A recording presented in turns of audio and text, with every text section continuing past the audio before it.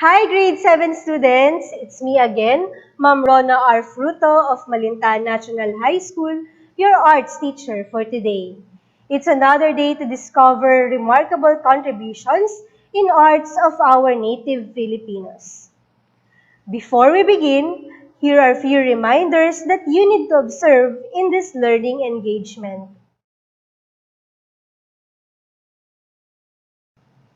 First, be prepared. Get ready with your MAPEH self-learning module, notebook, and ballpen so you can answer directly on your module and take down notes of important information. Second, sit properly and keep a good posture while watching. Third, avoid unnecessary comments like emojis or stickers that are not related in the discussion and activities. Fourth, be polite. Do not use unpleasant words in answering, asking questions, and expressing your thoughts. Lastly, be attentive. Participating in the activity and discussion will be highly appreciated. These are the competencies that you are about to learn in this video. At the end of the lesson, you are expected to create crafts that can be locally assembled with local materials, guided by local traditional techniques. Derive elements from traditions or history of a community for one's artwork. Show the relationship of the development of crafts in specific areas of the country according to functionality, traditional specialized expertise, and availability of resources.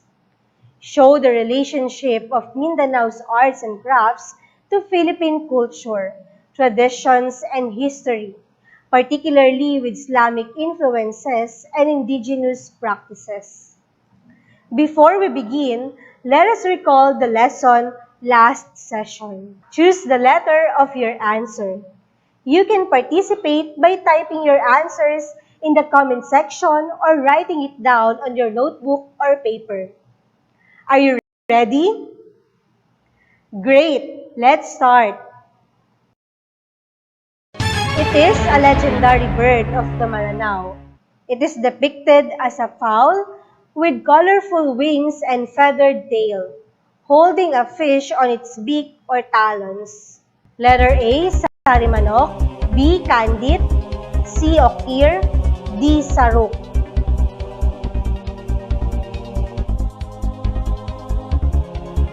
The answer is letter A, sarimanok.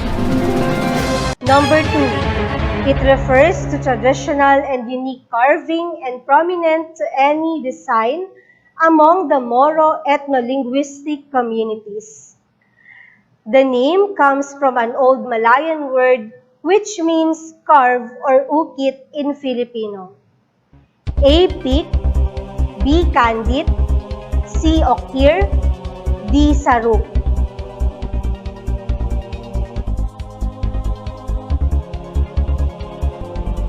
The answer is letter C, okir. Number 3. A traditional Filipino tube skirt that is made of hand-woven or machine-made multicolored cotton cloth bearing a variety of geometric or floral designs. A, tinalak. B, malong. C, seputangan. D, bajulapi.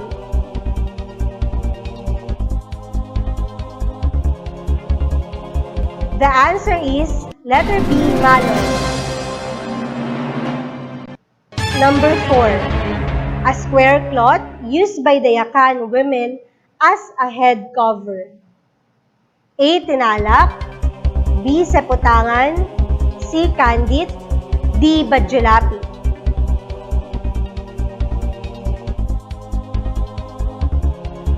The answer is letter D, seputangan. Number 5. A traditional dance which demonstrates the various ways of wearing the malong. A, singkil.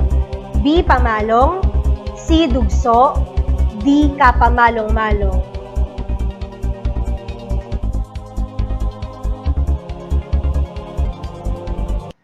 The answer is letter D. Kapamalong-malong. Did you get all the answers correctly? Very good for those who got perfect score. Mindanao has a rich and diverse culture which can be seen in their traditional arts and crafts. We will continue discovering the folk arts of Mindanao. Let's discuss the architectural grands in Mindanao, starting with Torogan. Torogan is the ancestral house of the upper-class Maranao. Torogan literally means resting or sleeping place. This is where the Datu and his wives and children lives. The Torogan of the Datu must be the largest house in the Sultanate, for it signifies rank, prestige, and wealth. It was also a communal house where affairs of the community were held. Torogan House has ochre design on its beams and sides. Another distinct design of Torogan House is the panolong. It is a wing-like ornament of a Torogan flaring out from the beams. Panolong has ochre carving, usually features the naga or serpent, takorabong or stylized fern, as well as floral and star and bud motifs. Panolong is the most dominant and distinct feature of Torogan. Badiao houses are also an interesting architecture in Mindanao. The Badiao, also known as Sama Badiao, are the sea gypsies or nomads of the Sulu Sea.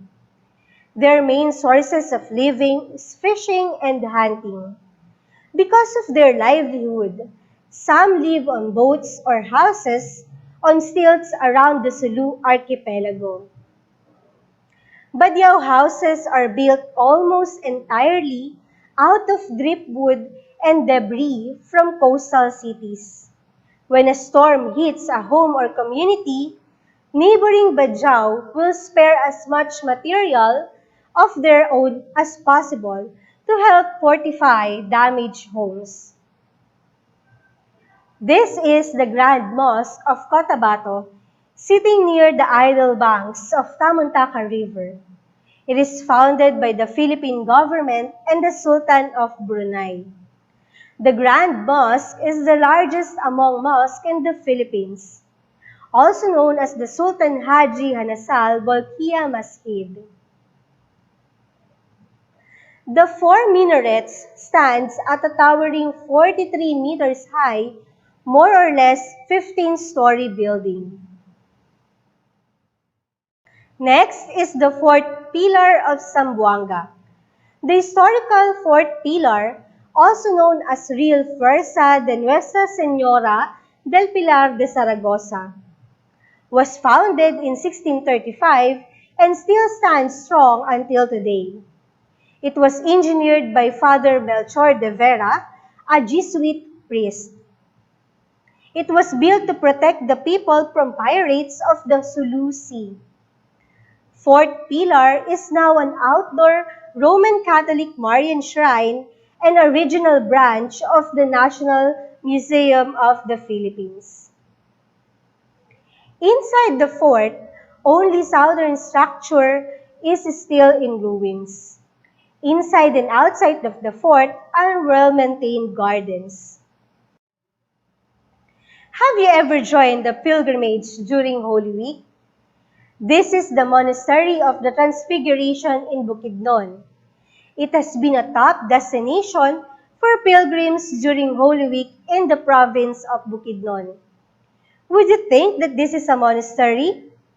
The Monastery of the Transfiguration of Bukidnon is located atop of a hill in Malaybalay, Bukidnon, founded by Father Abbot Eduardo Africa and run by the Benedictine monks. This amazing pyramid-like structure was designed by national artist for architecture Leandro Locsin. It is one of his last designs and considered as one of his best. Mindanao has also Catholic churches, one of which is the Santa Rosario Church of Camiguin.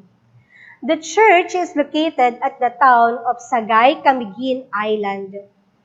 The original church was built in 1882 using coral stones, but the old infrastructure was too weak.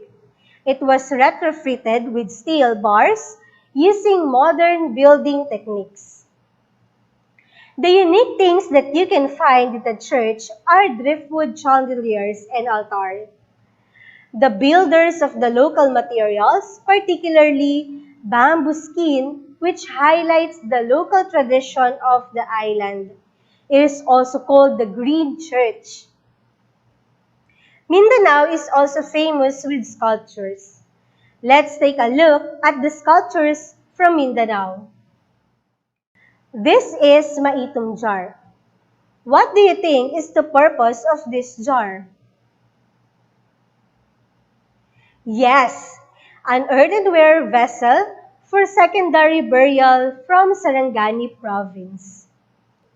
These artifacts were first discovered in 1991 and are now in the protection of the National Museum. The Maitum jars are anthropomorphic, characterized by a design that shows human figures with complete or partial facial pictures of the first inhabitants of Mindanao. Additionally, they give emphasis to the Filipinos' popular beliefs of life after death. According to the archaeological team, this type of burial jars are remarkably unique and intriguing because they have not been found elsewhere in Southeast Asia. The Tibuli tribe in Mindanao are skillful sculptors focusing largely on the wildlife of their local area. These products are for decorations and are being sold commercially. Brass casting is also a tradition among Tibulis.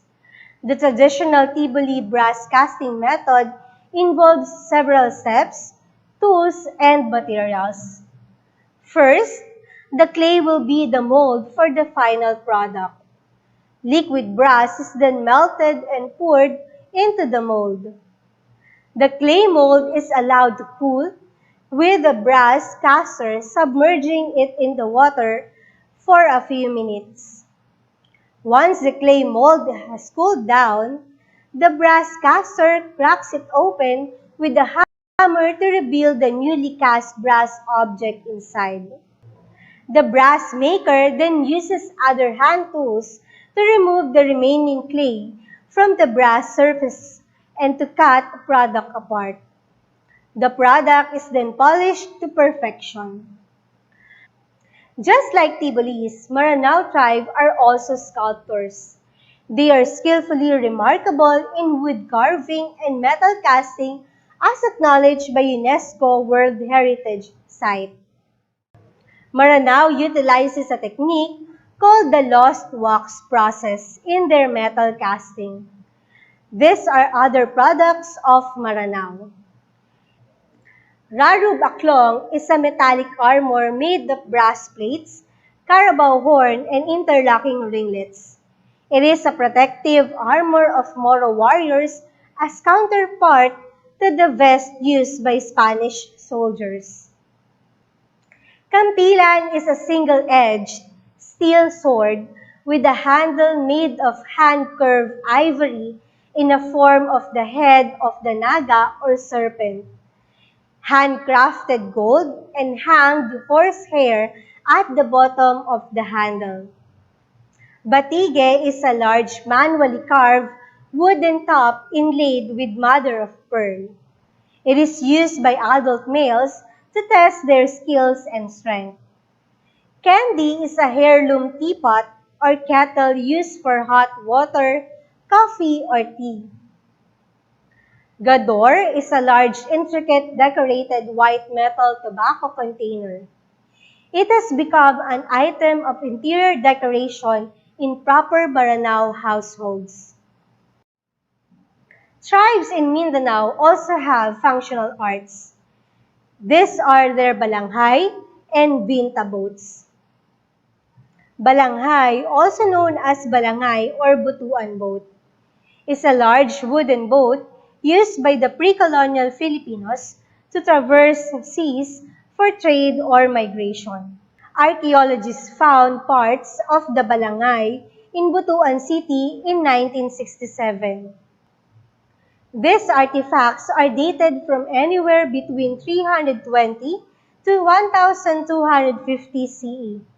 They are estimated to measure 15 meters long and 3 to 4 meters wide, propelled by a sail of buri or nipa fiber or padding, and to hold 60 to 90 people.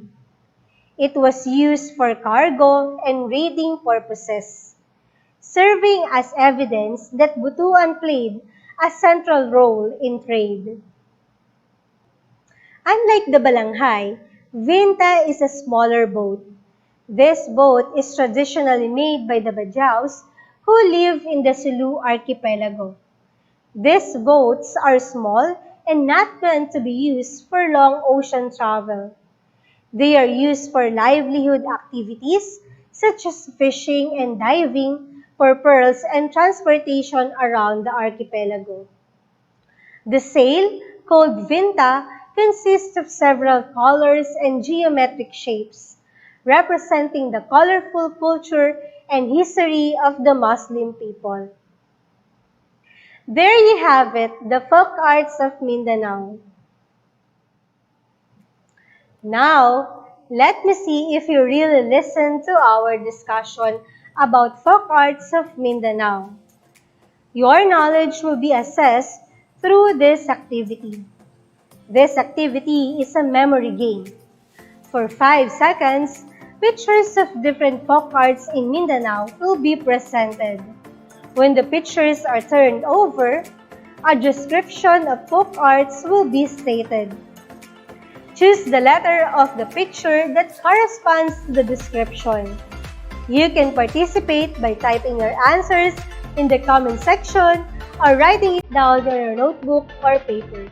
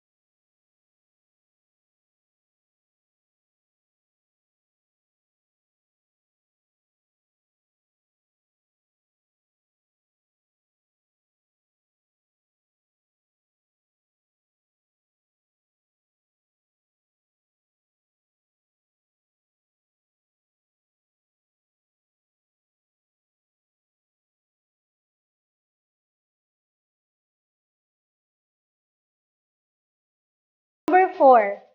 A church located at the town of Sagay, Camiguin Island. The answer is letter D, Santo Rosario Church.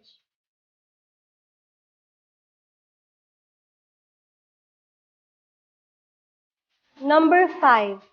It is a heirloom teapot or kettle used for hot water, coffee, or tea. The answer is letter A, candy. Good job, everyone! Thank you for participating. Congratulations to those who got all the correct answers. For those who did not, don't worry. Follow-up discussion will be conducted by your arts teacher.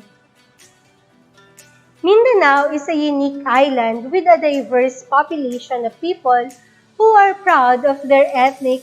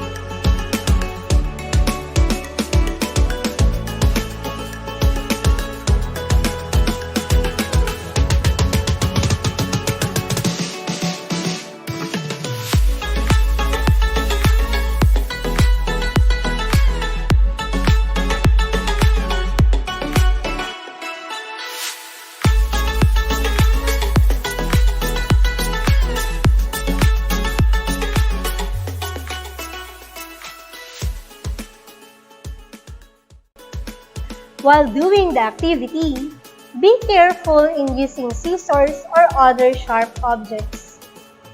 Have you tried making a paper boat before? Be creative and level up your boat by transforming it into a wind tank. Please refer to the rubrics of this activity. Number 1, Elements of Arts and Principles of Design, 20%. Number 2, Creativity or Originality, 30%. Number 3, Effort or Perseverance, 30%. Number 4, Craftsmanship or Consistency, 20%. Total of 100%.